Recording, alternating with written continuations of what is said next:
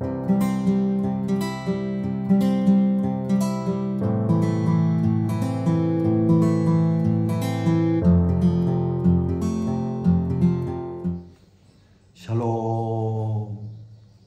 오늘은 출애굽기 제7장 30절에서 34절 말씀을 본문으로 하여 출애굽과 모세라는 제목으로 말씀을 상고하려고 합니다. 출애굽은 애굽에서 나왔다는 의미죠. 출애굽은 하나님의 백성인 야곱의 후손이 애굽 땅에서 번성하여 한 민족을 이루었고, 그 민족을 히브리 민족이라고 부릅니다. 히브리 민족이 애굽 땅에서 종살이를 하면서 고통하고 있을 때 하나님께서 모세와 모세의 형 아론을 통하여 애굽에서 이끌어내신 역사 기록입니다. 그래서 애굽에서 나왔다는 의미로 출애굽이라고 부르지요. 성경은 출애굽기라는 책이 40장에 걸쳐서 기록되어 출애굽의 역사와 출애굽 후에 히브리 민족의 역사를 기록하여 주셨습니다. 오늘은 이 히브리 민족의 출애굽 역사와 모세가 하나님의 종으로 역사를 한 내용을 살펴보면서 은혜를 나누려고 합니다. 본문 30절은 40년이 참에 천사가 시내산 광야 가시나무 떨기 불꽃 가운데서 그에게 보이거늘. 40년이 참에 모세의 광야 훈련 기간이 드디어 끝났습니다. 모세는 애굽에서 히브리인의 아들로 출생하여 애굽 왕궁에서 공주의 아들로 학문을 공부하고 무예를 훈련받은 사람입니다.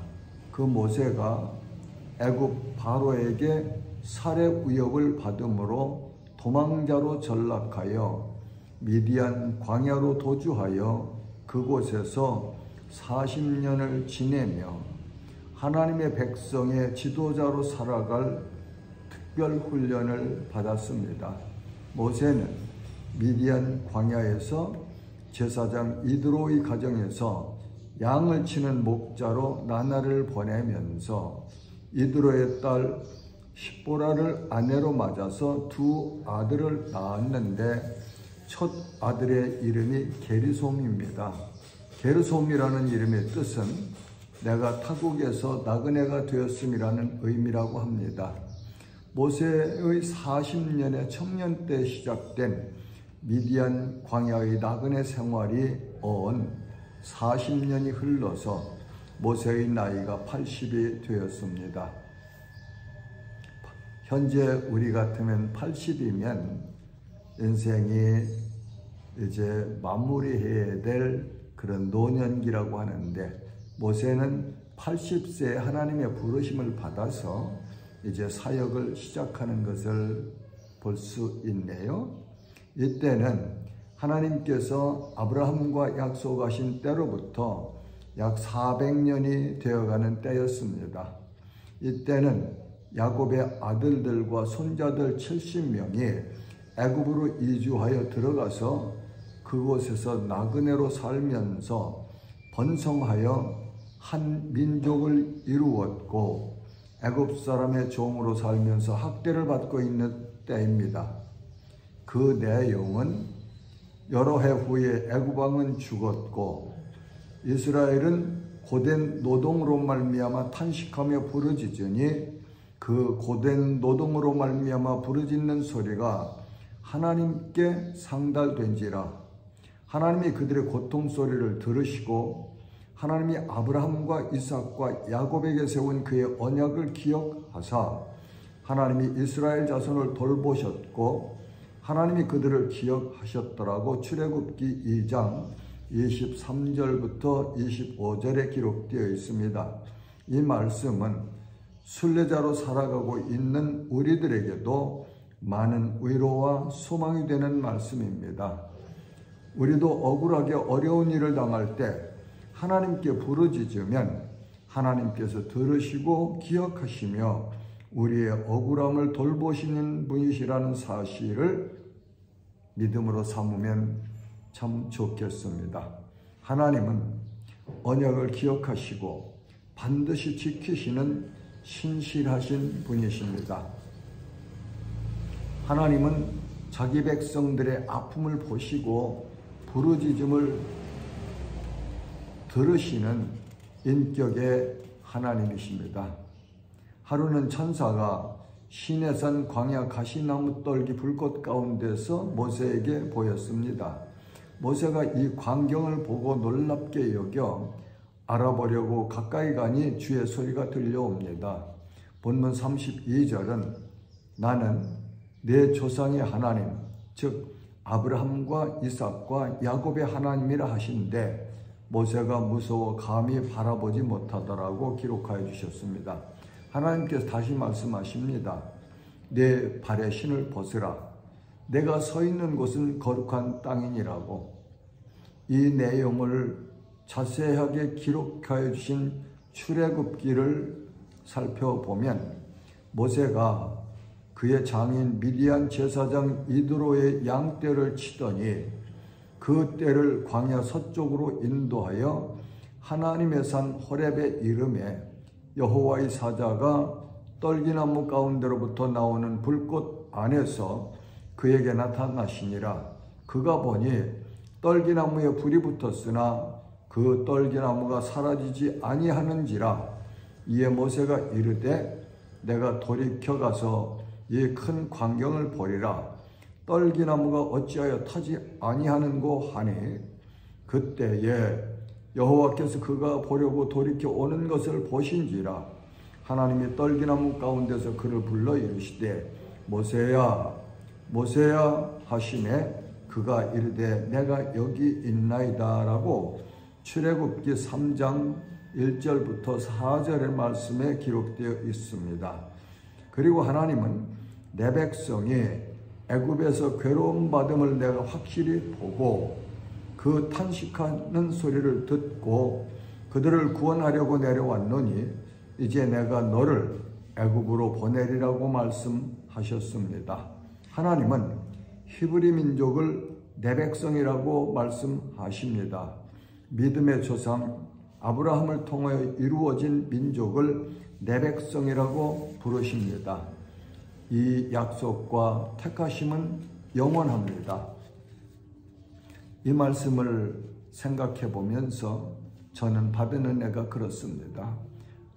하나님께서는 자기 택하신 백성의 환경을 보지 아니하시고 기억하시고 돌보신다는 사실을 묵상하면서 애굽에서 종살이하는 이스라엘을 부끄러워하지 아니하시고 내 백성이라고 부르신 그 하나님은 우리의 연약함이나 우리의 부족함이나 약한 것들을 보지 아니하시고 내 사랑하는 자라고 말씀하신다는 사실이 우리를 위로하시고 감사할 수 있는 찬양이 울려나오는 조건이 아닌가 생각을 합니다. 바울 사도는 로마서에서 이스라엘의 구원을 다음과 같이 말합니다. 형제들아 너희가 스스로 지혜 있다 하면서 이 신비를 너희가 모르기를 내가 원하지 아니하노니 이 신비는 이방인의 충만한 수가 들어오기까지 이스라엘의 도로는 우둔하게 된 것이라. 그리하여 온 이스라엘이 구원을 받으리라. 구원자가 시온에서 오사 야곱에게서 경건하지 않은 것을 돌이키시겠고 복음으로 하면 그들이 너희로 말미암아 원수된 자요 택하심으로 하면 조상들로 말미암아 사랑을 입은 자라.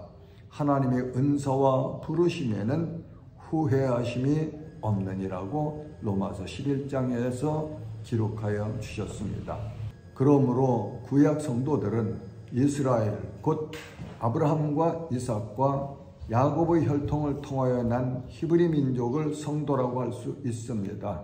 이들은 혈통을 통하여 하나님의 택하신 족속이 되었습니다.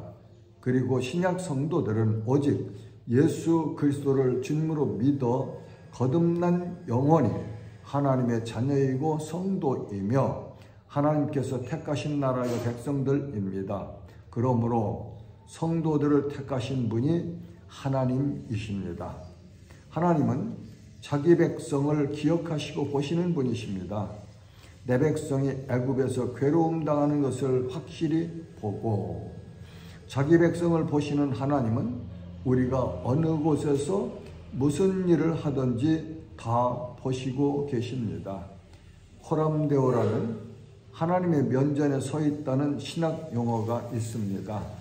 그래서 성도들은 어느 곳에 어떤 환경에 처해 있을 때라도 하나님께서 내 앞에 계시며 나를 지켜보고 있다는 사실을 인정하고 믿고 바르게 행동해야 합니다. 우리가 하나님의 말씀에 순종할 때 하나님은 웃고 계실 것입니다. 하나님은 성도들의 탄식하는 소리를 들으시는 분이십니다. 그 탄식하는 소리를 듣고 성도들은 어려운 일을 만났을 때 하나님께 부르짖어 기도해야 합니다. 하나님은 우리의 기도를 듣고 계십니다. 기억하고 계십니다. 응답하십니다. 에레미야 33장 3절은 너는 내게 부르짖으라 내가 내게 응답하겠고 내가 알지 못하는 크고 비밀한 일을 내게 보이리라고 말씀하십니다. 하나님은 자기 백성을 위하여 행동하시는 분이십니다. 그들을 구원하려고 내려왔노니 라고 본문이 말씀하시죠. 하나님은 살아계신 분이십니다. 그리고 산자의 하나님이십니다. 하나님은 지금도 일하고 계십니다. 예수님께서 말씀하셨죠. 내 아버지께서 지금도 일하심으로 나도 일한다고.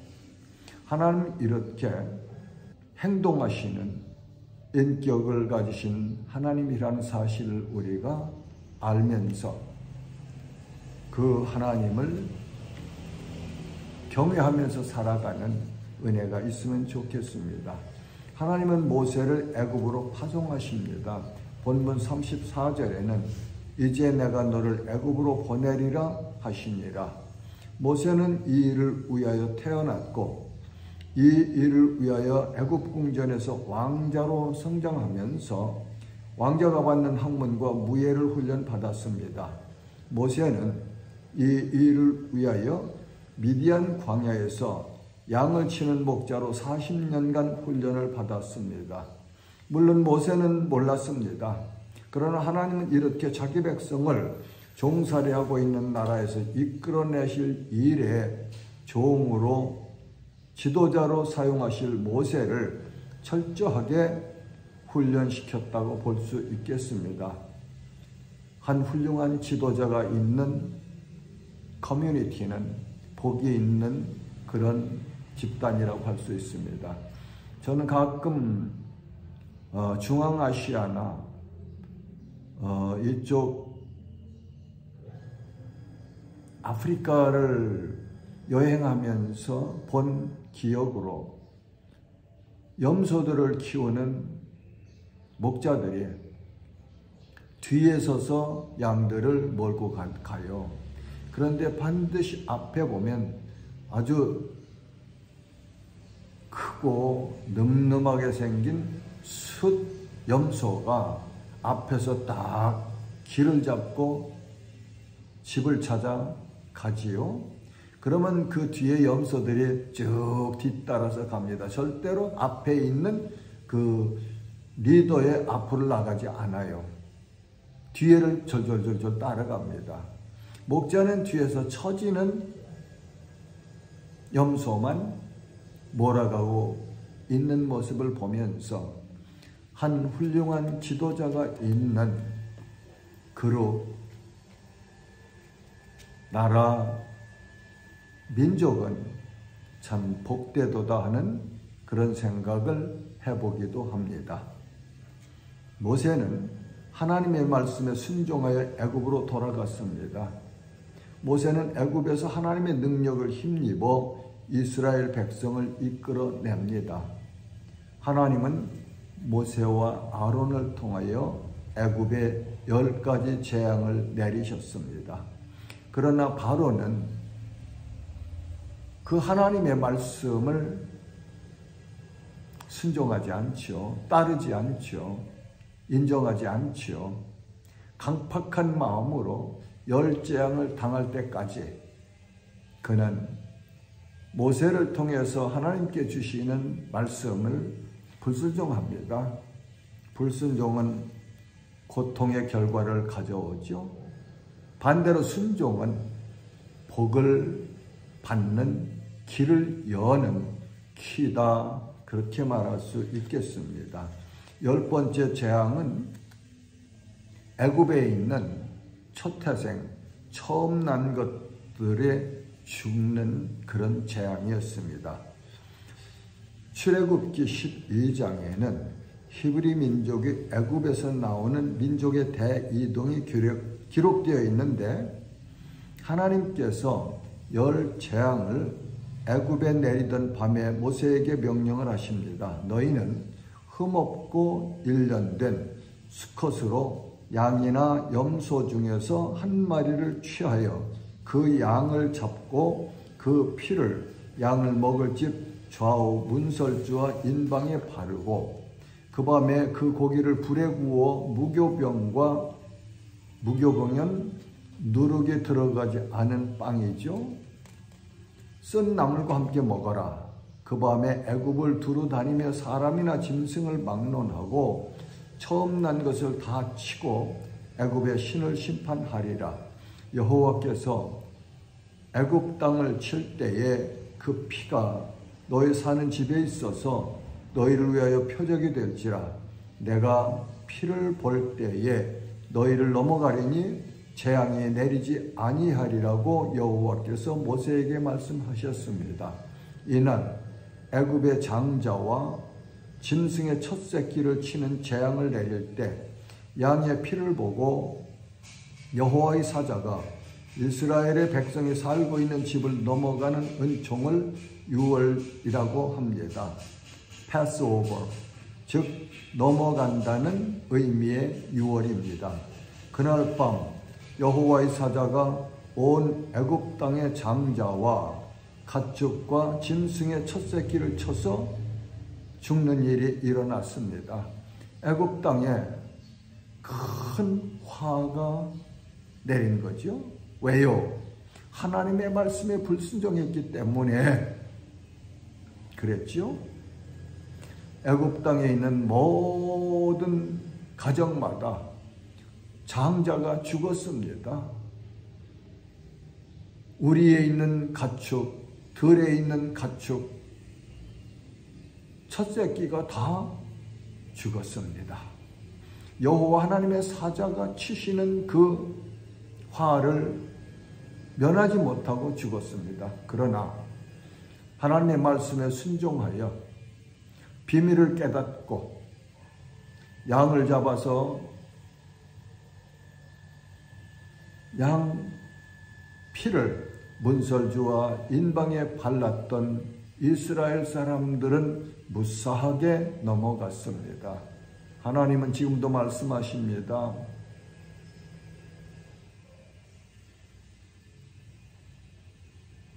너희는 와서 나와 내 아들 예수 그리스도를 믿어라. 그리하면 너희 죄가 용서함 받고 사망의 심판에서 건짐받아 영생으로 옮겨진다고 하나님은 보내신 당신의 사자를 통해서 지금도 말씀하고 계십니다. 이 말씀을 듣고 인정하고 순종하는 자는 복을 받는 것이고, 이 말씀을 농담처럼 여기거나 반대하거나 믿지 않는 자들은 애굽 사람의 첫 새끼가 죽었던 것처럼 영원한 멸망 심판을 받을 수밖에 없다는 사실을 알려주는 말씀이기도 하지요.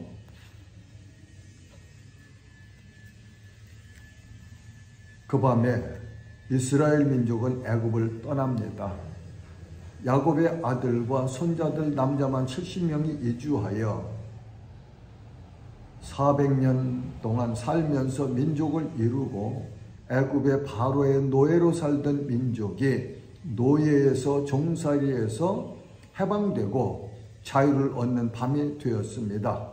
이스라엘 자손이 람세스를 떠나서 숫곳에 이르니 유아 외에 보행하는 장정이 60만 가량이요라고 출애굽기 13장 37절은 기록하여 주셨습니다.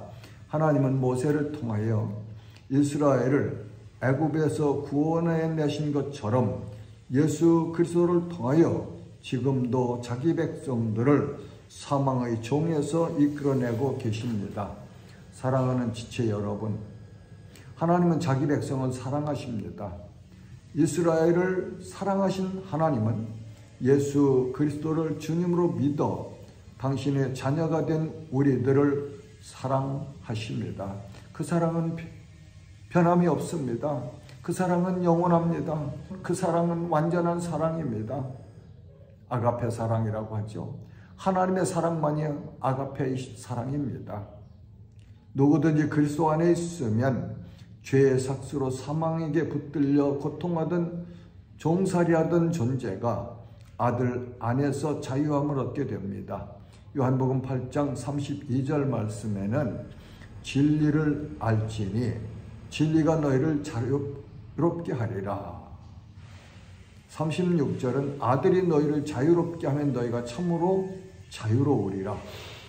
하나님의 어린 양으로 이 땅에 오셔서 갈보리 언덕 십자가에 못 박혀 죽으신 예수님의 보혈이 그리스도를 믿는 모든 자의 죄를 대속하시는 능력의 은총을 가지고 있습니다.